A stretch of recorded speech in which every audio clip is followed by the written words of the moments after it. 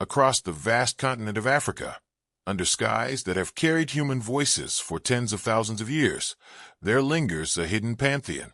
Names whispered in crumbling shrines, etched on rocks half swallowed by desert winds, remembered in songs whose meanings shift with each generation.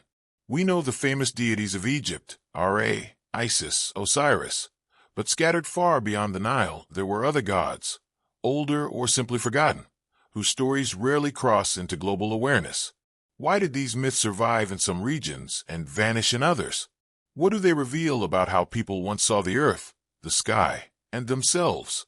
Imagine a child in the Sahel hearing a story by firelight about a spirit who rides the whirlwind and brings rain, or a fisher on the coast of present-day Benin, leaving an offering to a river deity whose name never appears in mainstream encyclopedias.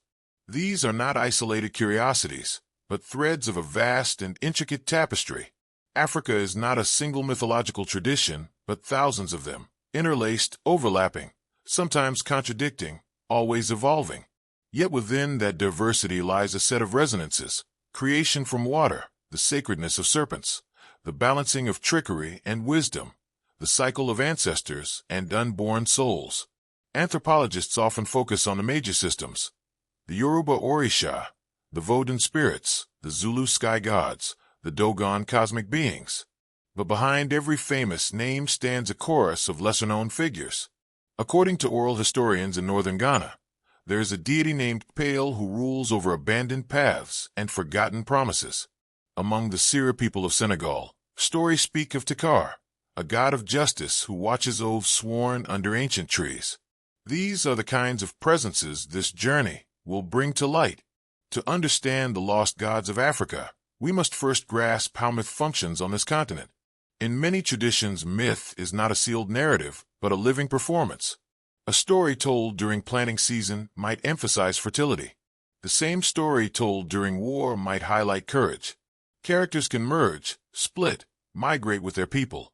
A sky goddess in one region becomes a river mother in another. This fluidity makes African mythology both difficult for outsiders to map and extraordinarily rich for those who listen. The landscapes themselves shape these divine images. The Sahara, before it became the world's largest desert, held green valleys and hippo-filled lakes. Rock art in places like Tassili shows masked dancers and horned beings, suggesting rituals to beings now unnamed. As the climate dried and populations moved southward, their deities moved with them, transformed by new surroundings. Where the Nile gave rise to temple stone and written hieroglyphs, other regions preserved their cosmologies and songs, drum patterns, carved masks, and ritual objects, a medium more vulnerable to time, but no less profound. In this first stretch of our exploration, we will travel conceptually from the northwest of Africa down through the forests and east toward the Great Lakes, tracing a few of these hidden divinities. Each will open a window into a worldview: how people explain thunder, fertility, death, destiny. We will not treat legend as literal history. Instead, we will let each story stand as it has for centuries, a carrier of meaning, identity, and memory. One striking feature across many African myths is the closeness of gods to everyday life. In ancient Greek tales, Olympus looms above mortals, distant and shining. In much of Africa, the divine walks the same paths as villagers, accepts food from their hands, or punishes a broken taboo that very night. This immediacy shapes moral codes and social bonds. A hunter may whisper to a forest spirit before entering dense woods, believing the spirit can mislead him or guide him home. A mother may tie a string around her child's wrist, invoking a deity of protection whose name outsiders will never know, but whose presence she feels intimately. Another common thread is the role of ancestors as a bridge between humans and higher beings. In many African cosmologies, gods are not completely separate from human lineage. They can be primordial ancestors, culture heroes who became divine, or cosmic principles embodied in human form. This blurs the line between myth and history, between worship and remembrance. When people pour libations on the earth, they are not only feeding the dead, but also acknowledging the forces that shape rain, harvest, and health. Even the word God can be misleading here. Some traditions speak of a single creator who withdrew after making the world, leaving lesser spirits to handle daily affairs. Others describe a network of powers more like nature's energies than personal deities. Translating those ideas into European categories can flatten their nuance. Part of our task is to let each myth speak in its own terms, while giving enough context for modern listeners to follow. Consider the Mande peoples of Mali and Guinea. They tell of Mangala, the creator who began with a single cosmic seed. When that seed split prematurely, it created disorder, and Mangala had to fashion the world anew, binding twin forces to restore balance. According to legend, the very patterns of weaving in Mande cloth echo that primordial act of binding. Few outside West Africa have heard this story, yet it offers a vision of creation as a careful balancing of opposites rather than the single act of command. Move east to the Great Lakes region, and you may hear of Rahanga, a high god in some Ugandan traditions, who set moral tasks before the first humans to test their character. Southward among the Khoisan peoples of the Kalahari, tales speak of Kaggen, a trickster creator often appearing as a praying mantis, who shapes the moon and teaches survival skills. Each name opens a doorway to a different moral and ecological landscape. Why are these gods lost? Not because they disappeared entirely, but because colonial records, missionary translations, and the global focus on a few spectacular mythologies left many others in obscurity. Oral traditions were sometimes suppressed or reframed to fit Christian or Islamic categories.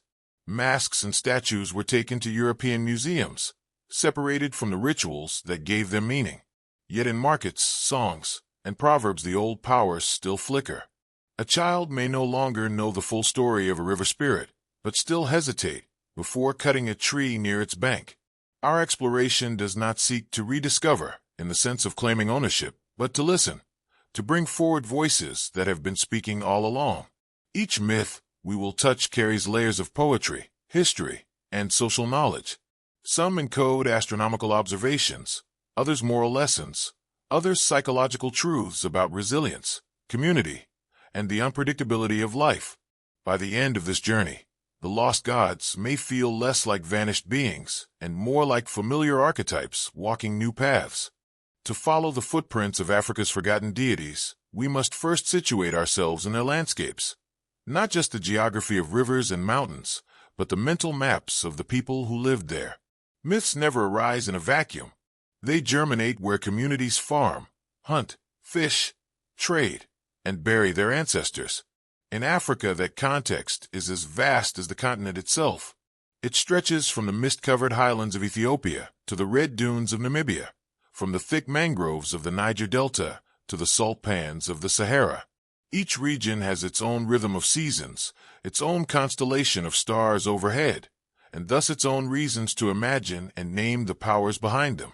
Take the Sahel Belt, the semi-arid strip running just south of the Sahara. For millennia it has been a zone of migration and exchange. Caravans carried salt northward, gold southward, and with them songs, stories, and talismans. Here, according to oral accounts, people once addressed prayers to Bedigi, a spirit of crossroads who was neither fully benevolent nor malevolent, but a guardian of balance. A merchant might whisper his name before setting off, hoping for fair trade and safe passage. Unlike the monumental temples of Egypt, such devotions left few stone traces. Their sanctuaries were groves, hearths, and woven charms.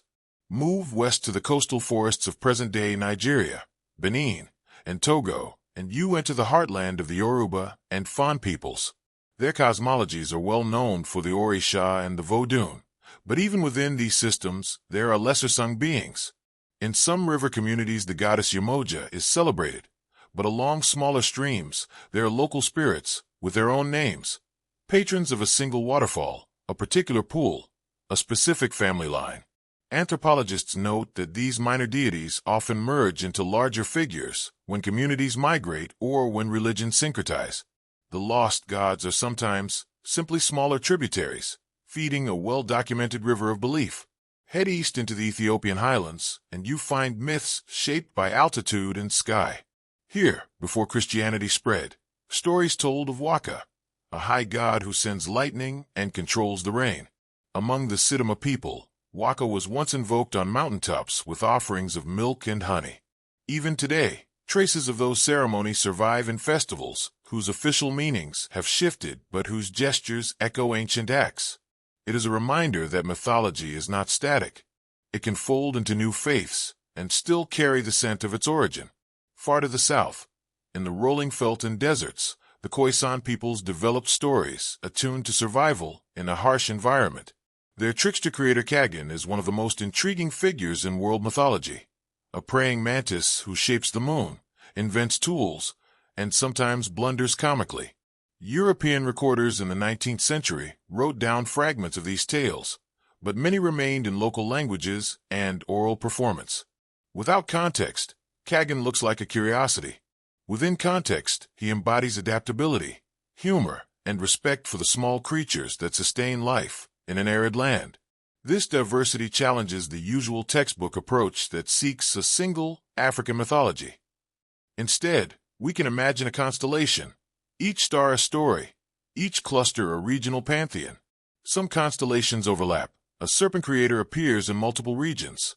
A sky father and earth mother recur with different names. Others are unique, reflecting a microenvironment, a historical event, or a particular clan's experience.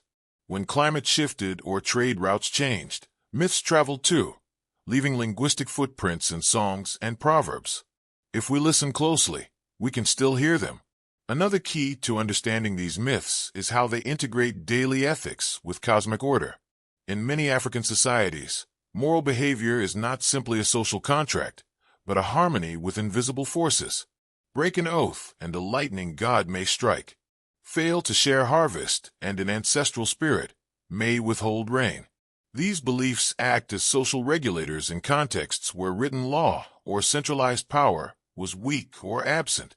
They also express a profound ecological sensibility. People saw themselves as part of a network linking humans, animals, ancestors, and landscape. Take the Dogon of Mali. They are famous for their complex cosmology involving the star Sirius, but beyond the headlines lie many layers of myth. According to tradition, the creator god Alma attempted to unite with the earth, but was disrupted, producing disorder. From that act came the Nommo, amphibious beings who brought order, speech, and weaving. Whether or not one accepts the astronomical claims sometimes attached to this myth, its symbolic content is striking. Creation as negotiation, cosmic beings teaching cultural skills, water as the medium of transformation. It reflects a society where weaving, speech, and water management were central to survival. Further south in Central Africa, among the Luba and neighboring peoples, oral historians recount Columba, a creator who initially lived on Earth but withdrew to the sky after humans repeatedly broke taboos. Yet Columba left behind spirits to guide daily life, and in rituals people still call upon him through intermediaries. This theme of a withdrawn high god is common across the continent. It frames the divine as simultaneously transcendent and immanent, far away yet accessible through ancestors, spirits, or sacred places. The geography of African myths also intersects with history. Empires rose and fell, Ghana, Mali, Benin, Great Zimbabwe. Each left behind not just ruins, but narrative echoes. A king who founded a city may, generations later, be remembered as a semi-divine ancestor. A queen who led a migration may become a goddess of fertility. In this way, myths can preserve kernels of historical memory while transforming them into symbols larger than life. For listeners today, these stories offer both a glimpse of the past and a mirror for present aspirations. Why does this matter? Because when we speak of lost gods, we are not only referring to obscure names. We are acknowledging the erasure that comes from privileging written records over oral ones, stone over wood, European translations over indigenous voices. Yet the stories persist. They persist in drum rhythms, initiation chants, praise poetry, masquerades. They persist in the way elders phrase blessings or warnings. They persist in festivals whose official narratives may cite saints or prophets, but whose dances follow ancient patterns of invoking rain, fertility, or protection. To stand in one of these landscapes, a dusty crossroads in Niger, a sacred grove in Ghana, a salt plain in Botswana, is to feel the layers of story beneath your feet. The gods may be called by different names now, or their images housed in museums, but their archetypes remain active. They shape how communities imagine justice, reciprocity, and fate. They shape art, from wood carvings to contemporary fashion.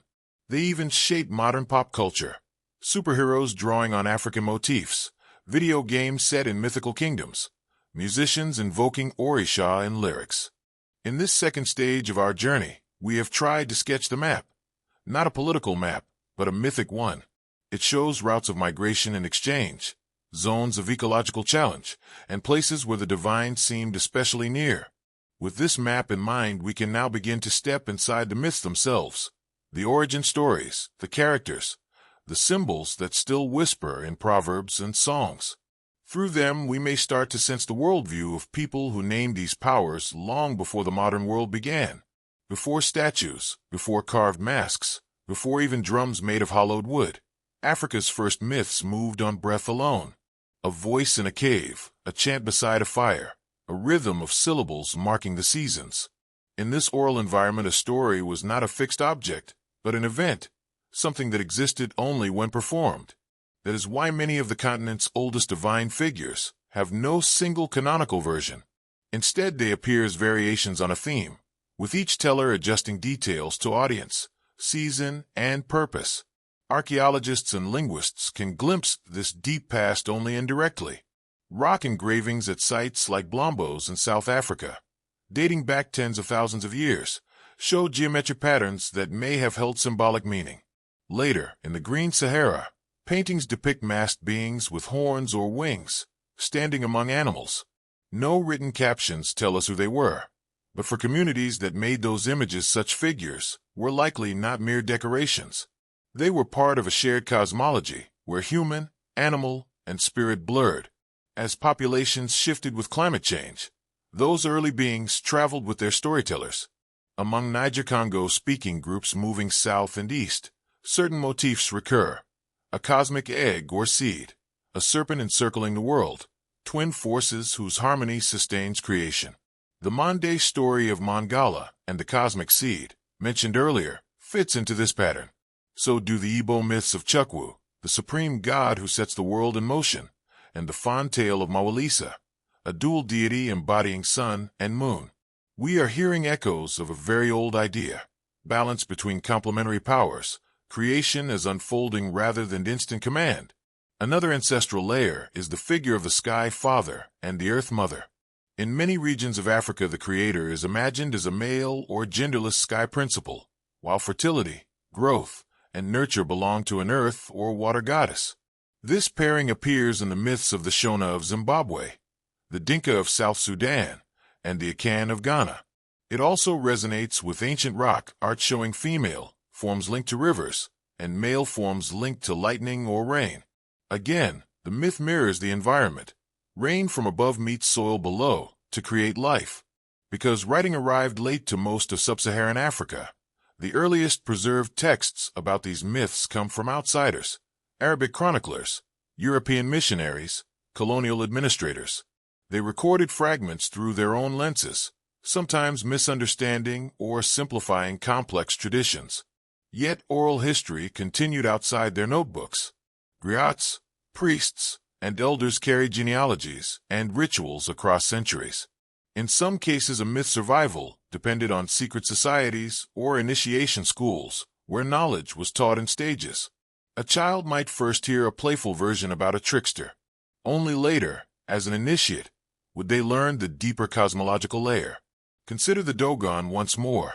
Much attention has been given to their stories about Sirius, but less to how those stories are transmitted. Knowledge is graded. Public myths offer moral lessons. Esoteric myths link symbols to star patterns, agriculture, and social order. Outsiders who hear only one layer may mistake it for the whole. This graded structure, outer narrative, inner teaching, recurs across Africa. It helps explain why some gods seem lost. Their public names survive, but their inner meanings are guarded or forgotten. Even where myths changed under the influence of Christianity or Islam, older frameworks often persisted beneath new names. In parts of the Sahel, Islamic saints absorb qualities of pre-Islamic spirits. In coastal West Africa, Catholic saints were mapped onto Orisha and Vodun, creating syncretic religions like Candomblé and Santeria in the Americas after the slave trade. This shows another dimension of survival. African gods traveled not only across deserts but across oceans, hidden within the practices of displaced peoples. Their myths evolved in Brazil, Cuba, Haiti, blending with new environments yet retaining a core memory of origin. One can also trace the origins of African myths through language. Certain divine names cluster in families of related tongues. For example, words for God or Creator among Bantu languages show common roots, suggesting descent from an ancestral concept. Likewise, praise names for thunder deities share onomatopoeic elements across regions. These linguistic patterns hint at shared mythic ancestors even when the stories diverge in detail. In the absence of ancient manuscripts, material culture offers clues. Sacred groves, standing stones, and carved staffs indicate places where myths anchored. In the highlands of Malawi, for instance, there are stone circles aligned with sunrise at solstices. Oral tradition speaks of spirits who dance with the sun there. Whether or not the builders conceived of solar alignments as modern observers do, the link between celestial cycles and ritual space is clear. This reflects a worldview in which gods are not abstractions, but woven into landscape and season. Another aspect of origin is performance. African myths are rarely recited flatly. They are sung, drummed, danced. Masks transform performers into the beings they represent. In a Yoruba Egungun masquerade, the ancestor spirit is not merely described, it is embodied. In a sand trance dance, shamans travel in spirit to meet Kaggen or other powers.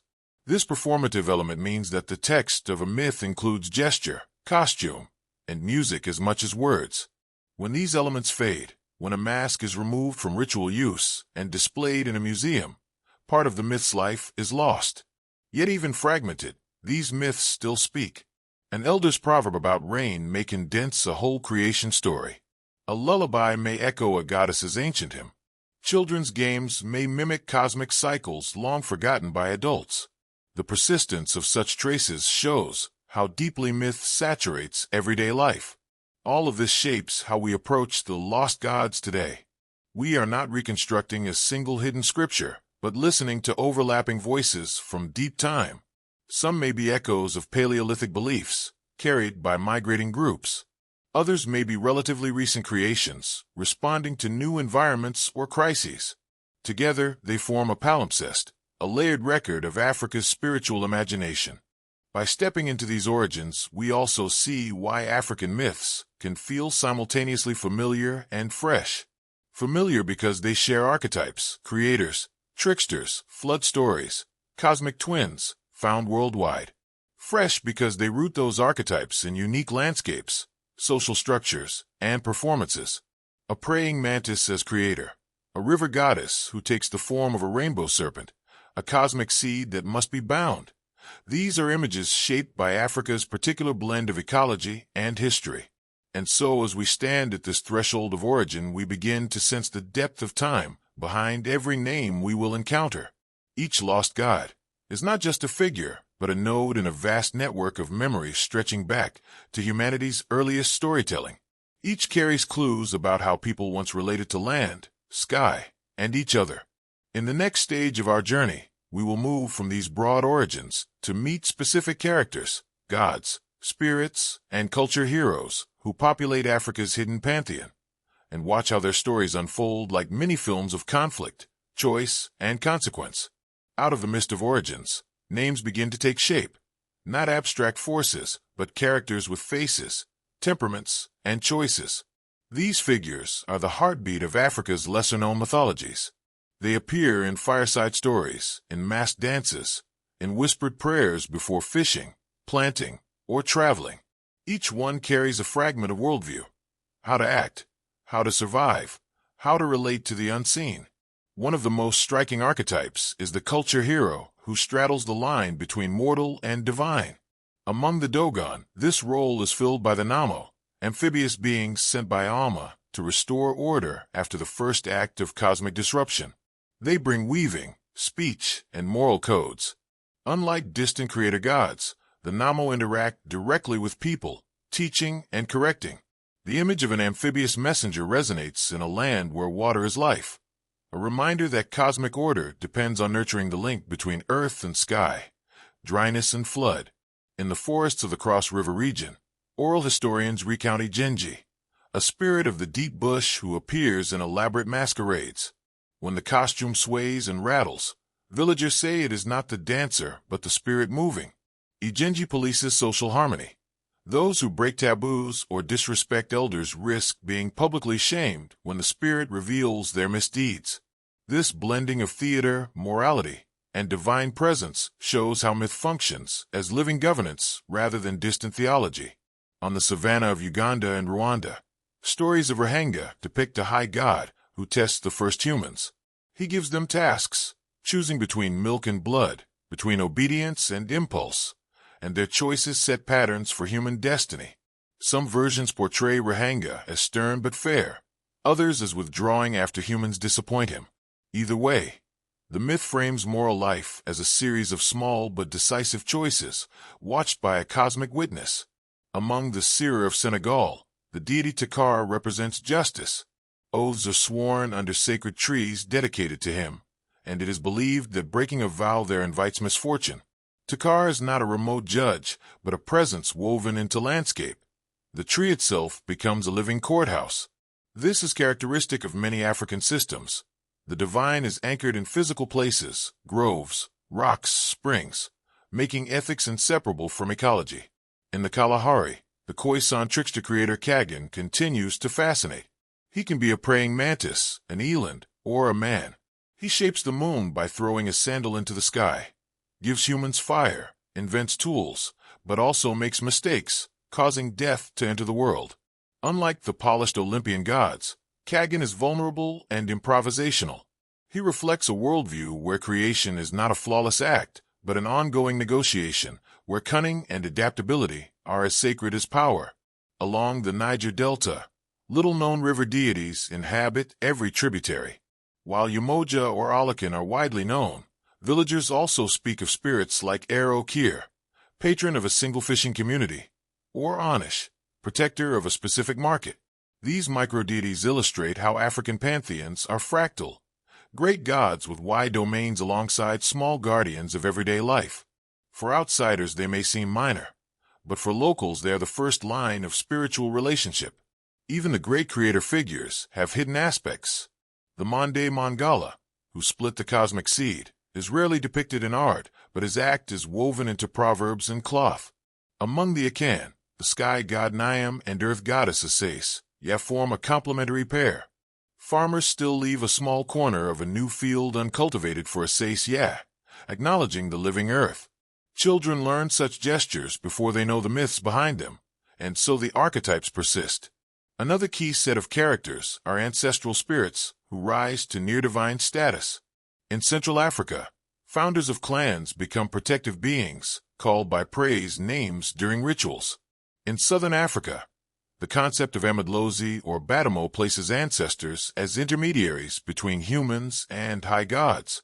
They are not static ghosts but active participants, consulted in dreams, thanked in offerings, and sometimes feared for their anger. This continuum blurs lines between mythic characters and remembered relatives. The archetype of the serpent also slithers across the continent. In Dahomey myth, the rainbow serpent Edo Wido supports the earth. In southern Africa, water serpents guard pools and punish those who pollute them. In some initiations, a carved serpent represents hidden knowledge. Far from being purely sinister, these beings embody fertility, continuity, and the bridge between worlds, their winding bodies echoing rivers and rainbows alike. Equally pervasive is the archetype of the smith or firebringer. In some Mande and Hausa traditions, a mythic first blacksmith receives iron from the gods. Among the Yoruba, Ogun is the Orisha of iron and paths, clearing the way for civilization. Even lesser-known regional deities share this theme. Mastery of metal as a sacred gift that can both protect and destroy. Such myths mirror the centrality of ironworking to African societies and the ambivalence surrounding new power. These characters are not isolated. They often interact, compete, or complement one another in stories. A trickster tests a high god's patience.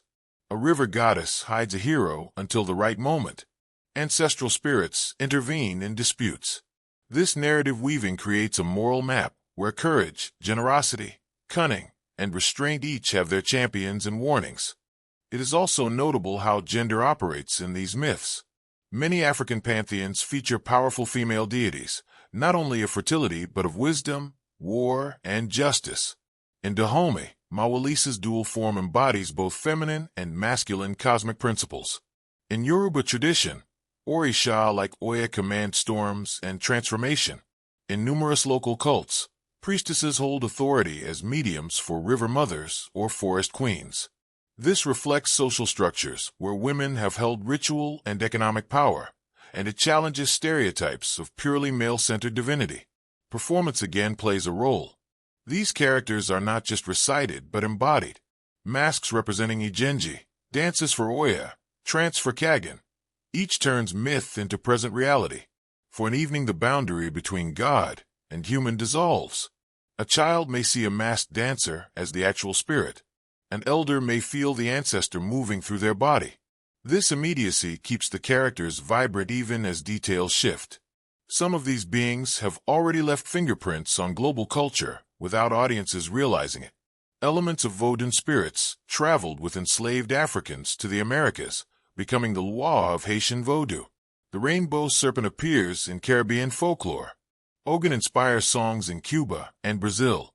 Even the image of a shape-shifting mantis surfaces in speculative fiction and video games.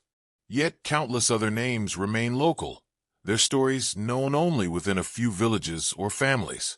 Bringing these characters forward is not about freezing them in academic glass, but about appreciating their diversity and vitality. Each lost god we meet shows a different facet of human imagination, law woven into nature, humor as a sacred force, ancestors as cosmic partners, rivers as living beings. Together, they form a mosaic of how African societies envisioned the interplay of the seen and unseen. By introducing these figures, we also prepare ourselves for the next step, to walk through some of their key stories, the miniature dramas of conflict, choice, and consequence that illustrate their character.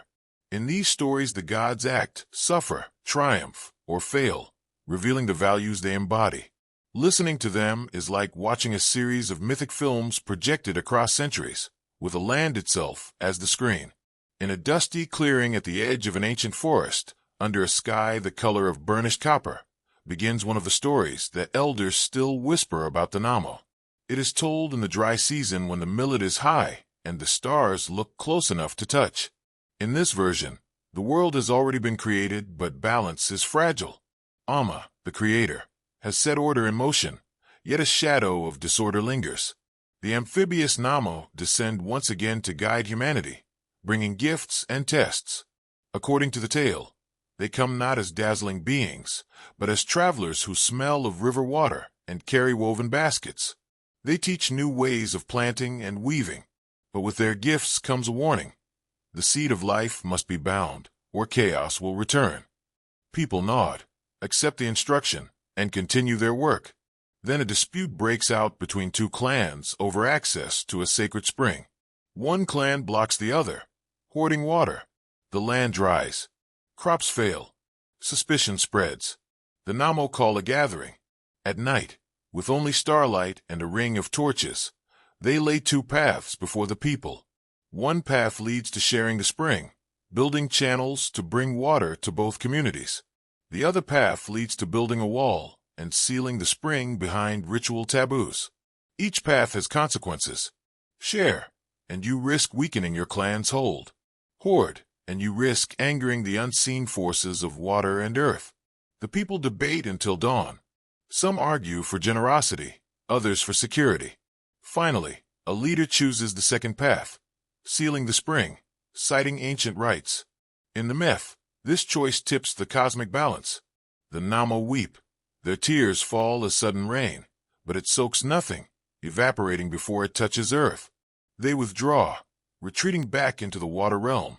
For 7 seasons, drought follows. Children learn the story as a warning. Gifts from the divine come with responsibilities. Fail to keep balance, and even gods may step back, leaving humans to bear the consequences. When anthropologists first heard this tale among the Dogon, they noted how it encoded practical knowledge, sharing scarce resources, managing water, resolving conflict.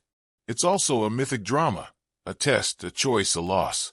Unlike Western stories, where gods punish with thunderbolts, here the divine simply departs, and the environment mirrors human behavior.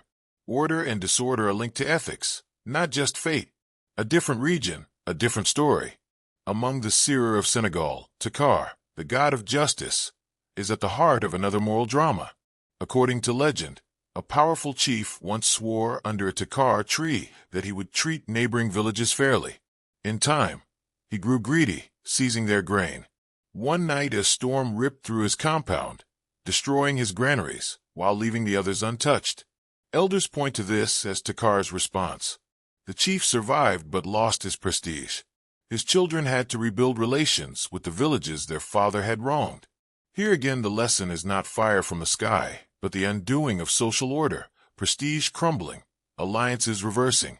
Moving south to the Kalahari, a favorite Kaggen story acts as both entertainment and moral mirror. In it the praying mantis-creator grows tired of the dark and wants a light for the night. He catches the sun in his hand, but it burns him. So he tosses it away. The sun lands too far, and the world grows cold. He tries again with a smaller flame, throwing it carefully into the sky, and that becomes the moon. Children laugh at Kaggen's clumsiness, yet embedded in the humor is a worldview. Creativity involves mistakes, even divine creativity. Balance is achieved through iteration, not perfection. These mini-films are not random episodes, but moral maps. They encode environmental knowledge, social norms, and existential insights. Sharing water sustains life. Oath-breaking erodes authority. Even gods must experiment. Each is told with local details, names of rivers, kinds of grain, specific trees. But the structure resonates across regions. Conflict, choice, consequence. This gives the myths their staying power. People see themselves in the stories. Another striking example comes from Uganda's stories of Ruhanga. In one version, he presents 3 brothers, with a calabash each. 2 open theirs early, and find only chaff. The third waits as instructed and finds milk and honey. Ruhanga declares that patience will bring abundance. This narrative has shaped initiation rites, where young people must fast or hold silence to prove self-control. In a society built on herding and farming, the value of patience and delayed gratification is not just moral but practical. What makes these stories compelling is how close the divine stands to human experience. There's no curtain of mystery separating heaven from earth. The gods walk into campfires, test villages, make mistakes, or withdraw in disappointment. This makes them relatable. A community hearing the Nommo story after a drought does not think of remote cosmic powers, but of choices made and balances broken. A child hearing Kaggen's mishap learns that even powerful beings must learn by trial and error. These myths also show how African storytelling creates suspense and retention. The teller rarely says outright what will happen. They paint scenes, the torches at night, the sound of frogs near a spring, the flick of a mantis leg, and only gradually reveal the twist. This pacing keeps listeners engaged, waiting for the moral turn. It's the same principle modern filmmakers use, but here honed over centuries of oral performance. Even small details matter. The Nommo's woven baskets echo the weaving they taught. The Takhar tree stands as a living witness to oaths. Kaggen's burnt fingers explain why some mantises are brown. Such touches make the story memorable and tie myth to observable reality. A child can point to a real tree or insect and recall the narrative attached to it. Scholars sometimes debate whether these are religious stories or moral fables. For the people who tell them, the distinction is irrelevant. The divine, the moral, and the practical are one continuum. Gods do not stand apart from life, but suffuse it, guiding, testing, withdrawing, returning. Myths serve as both cosmology and civic education.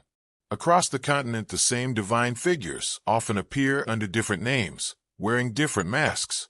A story told on the Atlantic coast resurfaces inland with altered scenery. A god who once governed rivers in one place becomes a patron of storms in another.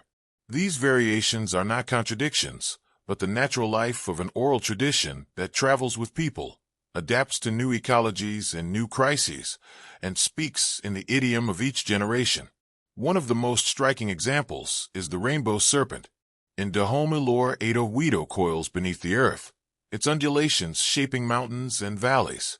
In parts of southern Africa, a great water serpent dwells in deep pools, swallowing those who violate taboos and releasing rain when propitiated. Among the Baganda, it arches across the sky as a rainbow, a sign of fertility. Different names, different details, yet the same archetype, a powerful, fluid being linking water, earth and sky, at once creator and guardian. Scholars see in it a memory of migration along river corridors and a recognition of water centrality in African life. Another traveling motif is the withdrawn creator. High above daily affairs stands a single originator who once lived among humans, but retreated after disappointment. In the Mande region, this is Mangala. Among the Luba, it is Columba. Among the Dinka, it is Nyalic. Each leaves lesser spirits or ancestors to handle the everyday world. The stories teach that the highest principle is distant, impartial, and that harmony must be maintained through respect for intermediaries. This echoes social patterns where authority is layered. Elders, chiefs, councils, ancestors, then the remote source of order. Even trickster figures migrate. Kaggen the mantis, Anansi the spider of Akan lore, Legba the crossroad spirit of the faun. Each mediates between worlds, bending rules, teaching through mischief. In coastal Ghana, Anansi spins webs of deception to outwit stronger animals. In Benin, Legba opens and closes the way, a liminal presence at every shrine. In the Kalahari, Kaggen experiments with creation itself. Different creatures, same archetype, intelligence over force, movement between realms, the lesson that flexibility can be as sacred as law. Regional differences also arise from ecology. In forest zones, the divine often takes the form of animals hidden in foliage, leopards, pythons, river spirits. On open savannas, sky gods dominate, associated with rain, thunder, and cattle. In arid lands, small creatures like mantises or hares carry mythic weight because they embody cunning survival. These local textures give each version of a myth its distinctive color and rhythm. Migration and trade carried myths beyond Africa too. Enslaved people transported Orisha and Vodun across the Atlantic, where they met Catholic saints and indigenous spirits. Ogun became Ogum in Brazil, Shango became Exango, Legba merged with St. Peter at the gates of heaven. Even in these syncretic forms, the old archetypes persisted: iron and paths, thunder and justice, crossroads and communication. What outsiders see as new religions are in part African gods learning new languages. Within Africa, colonial borders and missionary activity also reshaped traditions. Some deities faded as people converted. Others were reinterpreted as angels or saints. Still others retreated into secrecy. Yet the underlying patterns survived in proverbs, praise songs, and rituals. A harvest festival may now be dedicated to a saint, but its dances still trace the steps once offered to a fertility spirit. A shrine may be abandoned, but a grove remains untouched because it belongs to the ancestors. These continuities make it possible to glimpse the lost gods even after centuries of change. Such multiplicity is not a weakness, but a hallmark of vitality. Instead of a fixed canon, there is a living network of stories, each retelling highlighting different aspects. One village may stress a god's generosity, another his anger, another her hidden wisdom. Together they form a mosaic, in which no single tile is complete, but the pattern is recognizable. For a modern listener, this diversity can feel like a labyrinth. For those within the culture, it is a familiar landscape, navigated through lineage, initiation, and place. At the center of these variations stand symbols. Masks, drums, colors, and numbers carry meaning across languages. White for purity and water spirits, red for iron and warfare, black for earth and ancestors. Triads of drums echo triads of cosmic realms. Spirals carved on calabashes mirror the serpent's coil. A traveler who cannot understand the language may still feel the myth in the rhythm of a dance or the shape of a mask. These regional differences also show how myths encode memory. A drought, a migration, a battle can leave its imprint in a story that later generations tell without knowing its historical seed. A deity who demands just distribution of water may recall an actual crisis long past. A trickster who brings fire may reflect the arrival of ironworking. In this way, myths act as a living archive, preserving history in symbolic form when no written chronicle exists. This fluidity does not make the stories less true. It situates them where they have always belonged, at the junction of memory, environment, and imagination. The lost gods of Africa are not lost because they lack a single authorized text. They are lost only to those who expect gods to stay still. For the communities that keep telling their stories, these beings are present, speaking new words in each generation, crossing borders of language and time. From here, the narrative can move deeper into the symbolic language of these myths, the animals, numbers, objects, and gestures that carry meaning beneath the surface of the stories, before returning to their echoes in modern life. Beneath the names and stories runs another current, a language of signs. Masks, animals, colors, numbers, gestures, objects. Each carries a weight that listeners absorb even when the explicit myth has faded. In African traditions, the symbolic layer is not decoration, but the structure that gives myths continuity across time and distance. Animals are among the most eloquent symbols. The serpent, as seen before, coils through creation myths as a living bridge between worlds. Its ability to shed skin marks renewal. Its hidden movement through water and earth marks mystery. Children may no longer know the name Edo-Wedo, yet a rainbow after rain still draws a murmur of respect, a residue of the serpent's promise. The mantis and Khoisan stories carries a different message: smallness, patience, sudden movement, and the sacredness of keen perception. Where a European tale might give cunning to the fox, the Kalahari gives it to an insect that watches and strikes with precision. Birds often mark transcendence. In some Ethiopian and Kenyan highlands, a great hawk or eagle carries prayers to the sky. In the delta, the kingfisher belongs to water spirits, bright and swift, signaling good fortune in fishing. Even domestic animals hold symbolic roles. Goats for sacrifice, cows for wealth and life, dogs for the boundary between home and wilderness. These associations embed ecological knowledge, which creatures appear with the rains, which protect crops, which mark dangerous places. Numbers, too, speak.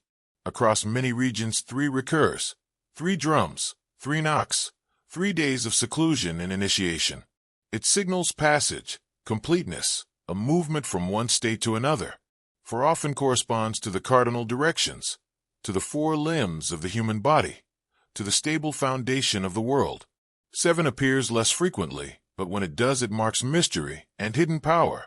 Days of creation, levels of heaven, stages of transformation. These numbers give shape to performances. The storyteller pauses after the 3rd repetition. The dancer circles the fire 4 times. The initiate fasts 7 nights. Colors convey cosmology. White belongs to water, clarity, ancestors who bless. Red belongs to iron, blood, warfare, passion. Black belongs to earth, depth, the fertile unknown. Yellow or gold may signal the sun, prosperity, the generosity of the harvest. These colors appear in cloth, beads, body paint, and flags carried in masquerades. To the uninitiated, they are vivid decoration. To insiders, they are sentences in an unwritten scripture. Objects anchor myth to daily life. A calabash is not only a vessel for food or drink, but also the cosmic container from which the world emerges in many stories.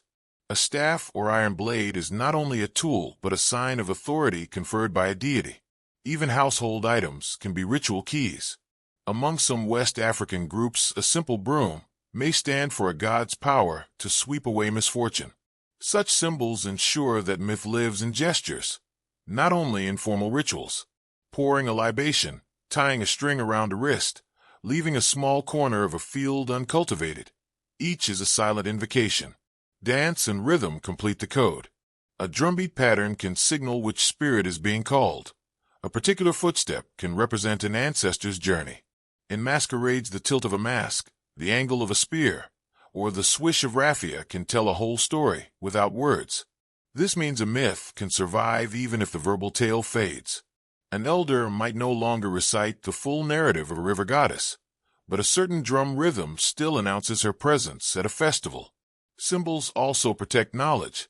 By embedding teachings in metaphor and ritual rather than plain statement, communities ensure that wisdom is revealed gradually. Initiates learn layers of meaning as they prove readiness. Outsiders may see only colorful dances. Insiders hear a conversation between worlds. This layered communication is one reason so many lost gods have remained hidden from academic view while remaining active within their cultures.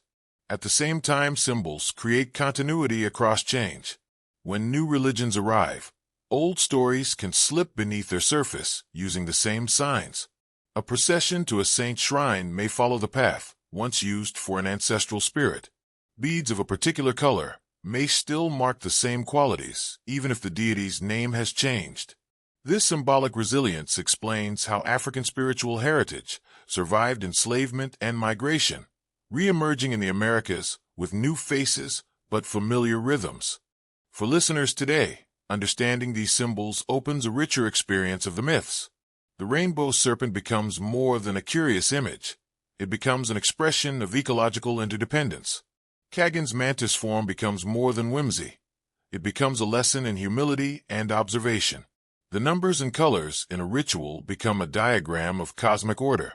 Even if one never sets foot in an African village, recognizing these codes can transform a story from folklore into a living worldview. This symbolic dimension also bridges myth and art. Modern painters, sculptors, and musicians across Africa draw on these signs to create contemporary works that still speak to ancestral themes. Masks inspire fashion. Drum patterns influence popular music. Animal motifs appear in architecture. In this way, the lost gods continue to shape imagination long after their temples, if any, have vanished. They are present not only in museums, but in street murals, hip-hop lyrics, and digital design. By exploring this hidden language of animals, numbers, colors, and gestures, one sees that African myths are not scattered fragments, but a vast interconnected system, flexible, adaptive, and deeply embedded in daily life. The divine is encoded not in distant scriptures, but in the textures of the world, in a bead's color, a serpent's movement, a child's dance step. To decode these signs is to hear the old stories speaking again. From here the narrative can flow naturally into their echoes today. How these myths and symbols resurface in language, festivals, popular culture, and even science, offering modern people a connection to ancestral imagination. Even when names fade and rituals shrink, echoes of Africa's hidden pantheon continue to move through daily life. They are embedded in languages, festivals, proverbs, and the quiet gestures people make without thinking. They also reappear in global popular culture, films, games, music, and fashion, sometimes under new guises, but still carrying their original rhythms. Language is the first vessel. Across hundreds of African tongues, ordinary expressions carry mythic traces. A greeting may invoke ancestors. A blessing may call on a river spirit without naming it. In parts of Ghana, a child born on Friday is called Kofi, a practice once linked to planetary and spiritual associations. Among the Zulu, idioms about thunder still echo the name of a sky god long absent from formal worship. Proverbs keep entire cosmologies in a single line. The river has its own eyes. A child is the guest of the ancestors. When the mantis dances, the rain will follow. People use these sayings to guide everyday choices, but inside them are fragments of older stories about water deities, ancestral protection, and prophetic insects. Festivals carry those echoes into movement.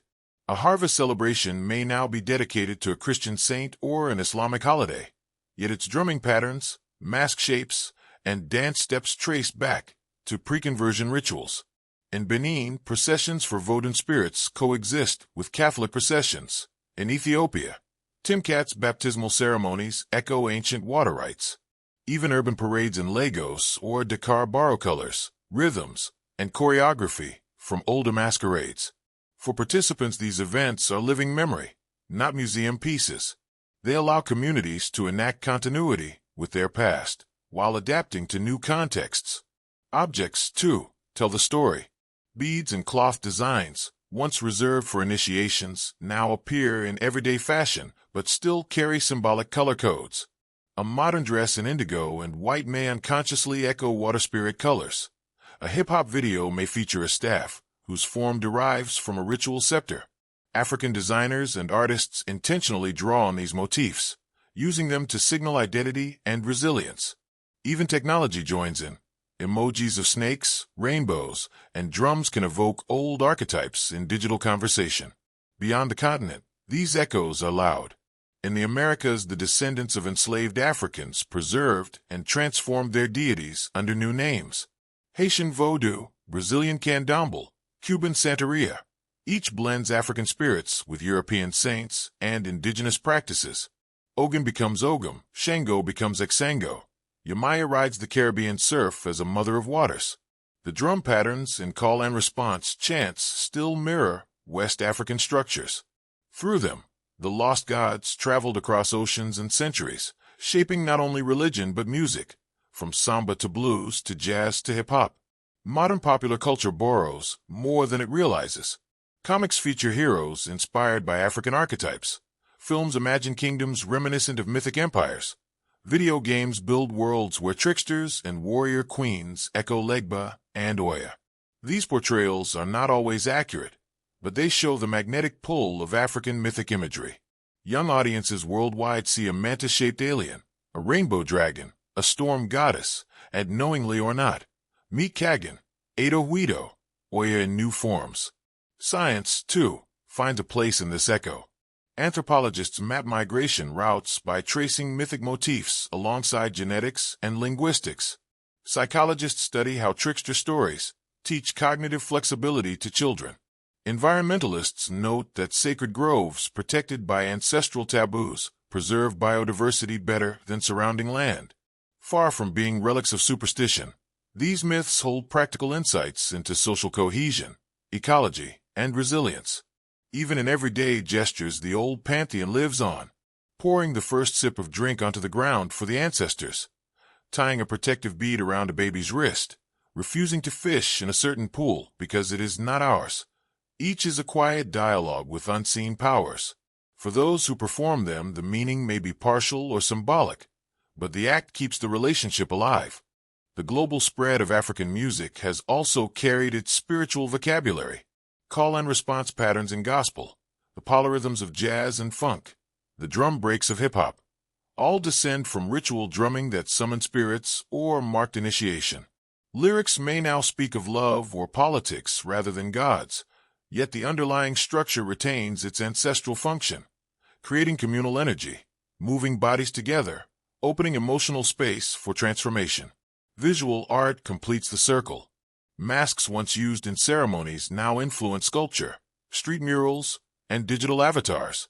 Painters reimagine Orisha and Vodun spirits in neon colors. Fashion houses borrow beadwork and symbols, sometimes superficially, sometimes with deep collaboration. These images travel on social media, giving new life to ancient motifs.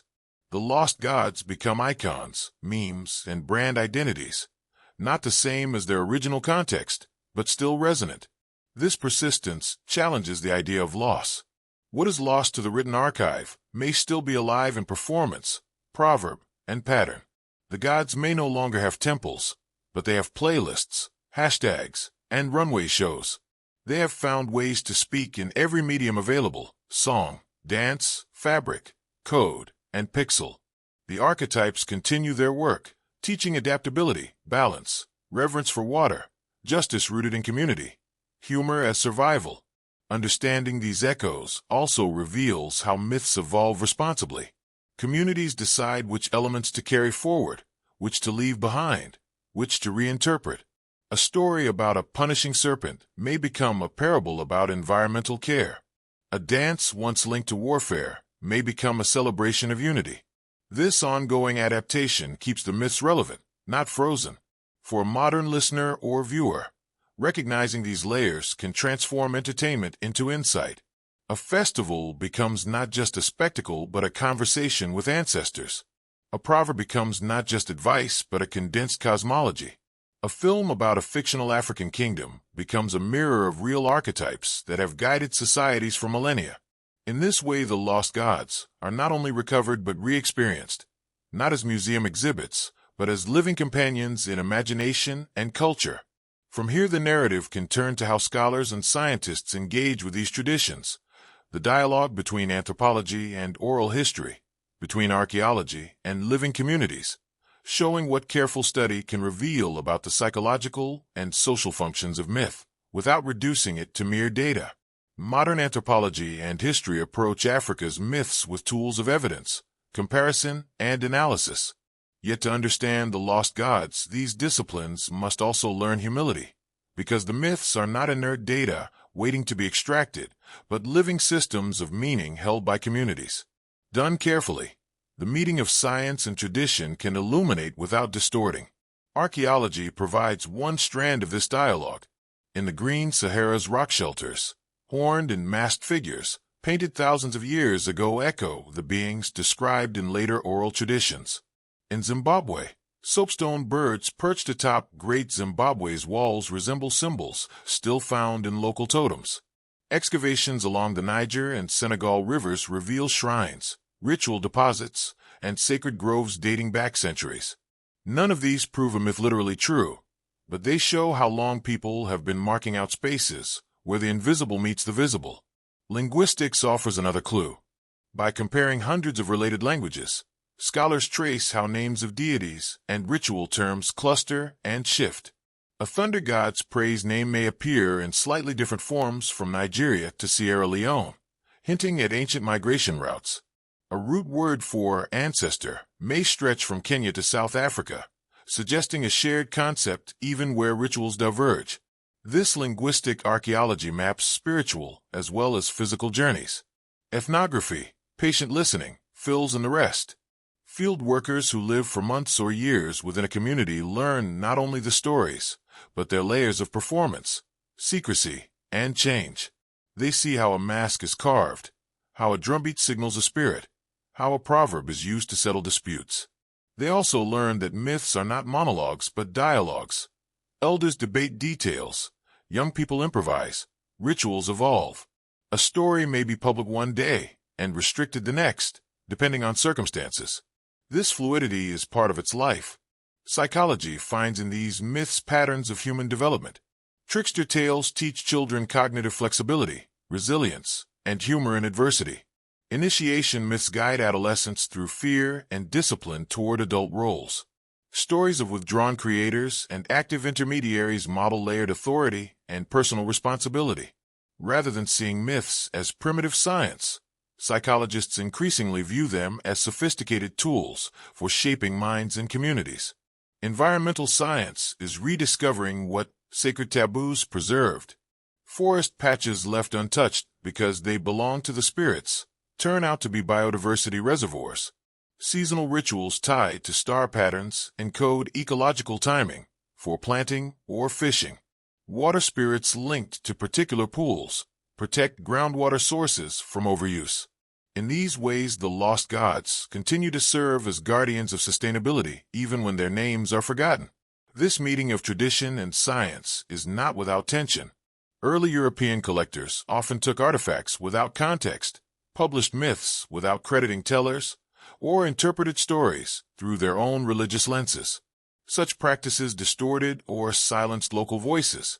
Today, many scholars work collaboratively, returning recordings, funding community archives, and training local researchers.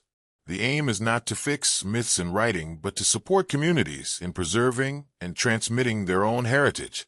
A good example of respectful collaboration is the documentation of Sira cosmology in Senegal. Rather than extract a single authoritative version, researchers recorded multiple tellings, noting the circumstances of each. They worked with priests and elders to understand ritual timing, symbolism, and the meanings of secret words. The result is not a frozen text, but a layered portrait of a living system, one that scholars can study and communities can continue to adapt. Such work also benefits outsiders. Myths reveal how humans everywhere build meaning. They show how stories encode ethics, how symbols guide behavior, how imagination binds communities. African traditions, with their emphasis on performance, place, and adaptability, offer especially clear lessons on resilience. They show that belief systems need not be rigid to be enduring, that diversity of versions can be a source of strength, that humor and creativity can sit at the heart of sacredness. At the same time, scientific study can feed back into tradition. Mapping sacred groves helps communities protect them from development. Recording oral histories preserves languages under threat. Analyzing drum patterns inspires musicians, who then revive interest among young people. In this way, the lost gods gain new channels of survival: archives, apps, documentaries, digital storytelling. Yet perhaps the most important insight from this dialogue is psychological. Myths are not just tales about gods. They are mirrors of human hopes, fears, and values.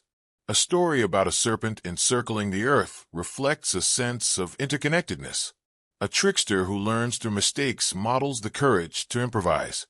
A withdrawn creator underscores the need for self-governance. By studying these myths, one studies the human mind as it grapples with uncertainty, community, and change. This perspective also clarifies why the lost gods still matter. They are not quaint relics, but repositories of hard-won knowledge about living with environment, managing conflict, and nurturing imagination. In a world facing climate disruption and social fragmentation, such knowledge is not marginal but urgent.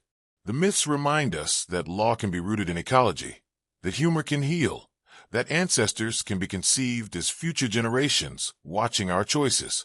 For a listener today, recognizing the scientific, traditional dialogue can deepen respect.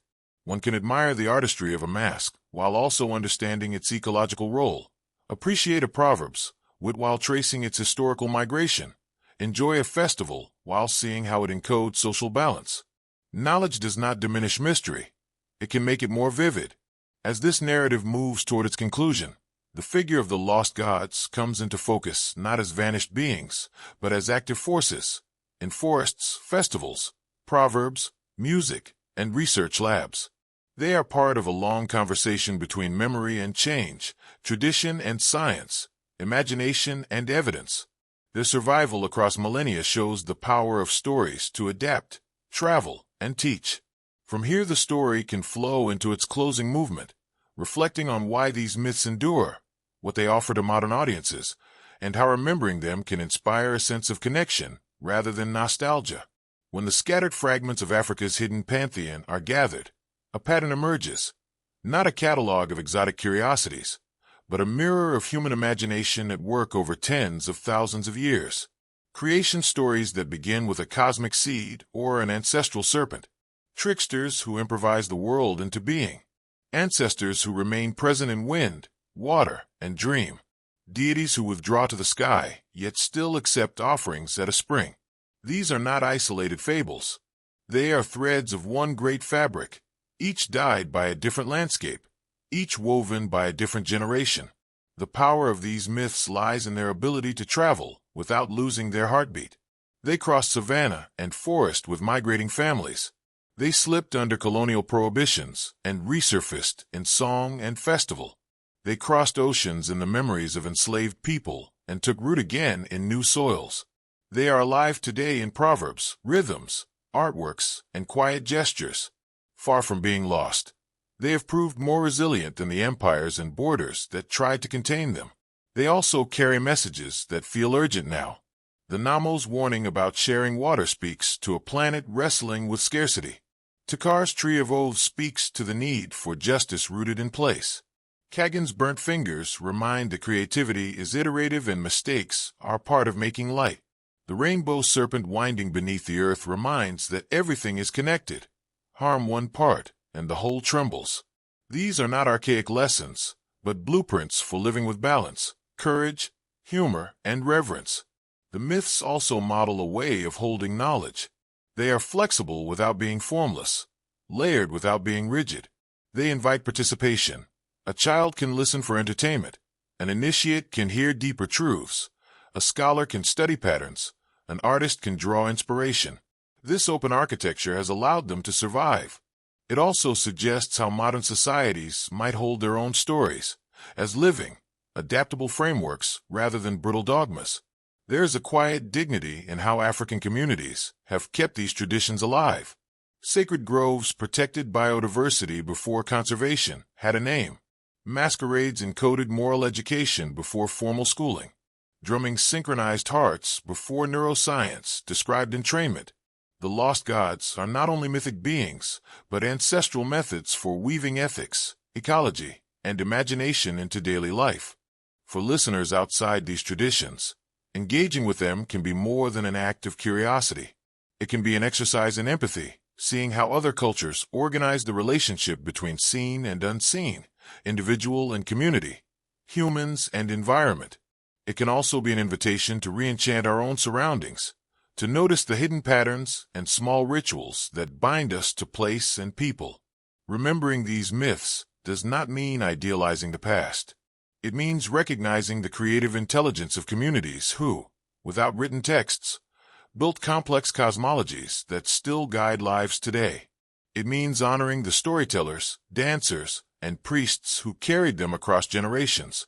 It means allowing those voices to speak on their own terms rather than through the filters of outside interpretation. As this journey draws to a close, the image of the lost gods changes. They are not statues waiting to be dusted off. They are movements, rhythms, colors, and metaphors still at work. They are teachers of adaptability, guardians of water and earth, keepers of humor and justice. They walk alongside modern Africans and their descendants in the diaspora, and they whisper to anyone who listens deeply. Standing at the edge of a river in Benin or a salt pan in Botswana, watching a rainbow after rain or a mantis swaying on a thorn bush, one can feel the continuity. The land itself holds memory. The gestures of people, a libation, a proverb, a dance step, open doors between now and then. The gods may be called by new names, their stories remixed into pop culture, their symbols woven into fashion, but their essence endures, a dialogue between human beings and the larger forces that shape life. This is why the myths matter. They are not only Africa's heritage, but a shared human treasure. They show how imagination and ethics can grow from the ground up, how memory can travel without paper, how stories can encode resilience. They invite us to consider what myths we ourselves are living by, and how those myths shape our choices about justice, environment, community, and creativity. In the end, to speak of the lost gods of Africa is to acknowledge a paradox. What appears lost to the written record can be fully alive in the pulse of a drum, the pattern of a cloth, the laughter in a trickster tale. What appears remote may be intimate. What seems like a relic may be a seed waiting to germinate in a new context. Listening to these stories does not simply recover the past. It expands the present. And so the narrative closes where it began, with a child at a fire, listening to a story about a spirit who rides the whirlwind, or a traveler pouring a few drops of water for a river mother. The names may change, the languages may shift, but the act is the same, acknowledging connection, expressing gratitude, learning from the unseen. In that continuity, the lost gods are found again, not as objects of nostalgia, but as living companions in the ongoing human adventure.